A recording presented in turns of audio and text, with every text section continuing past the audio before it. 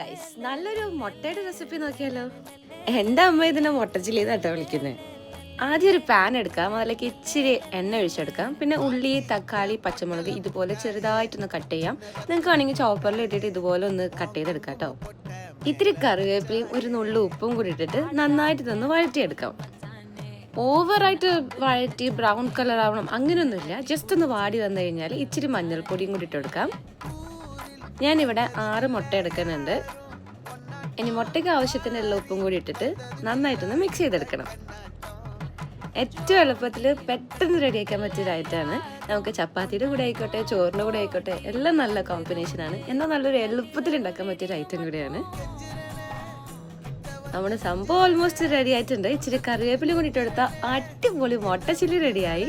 എന്തായാലും ഒന്ന് ട്രൈ ചെയ്ത് നോക്കൂ.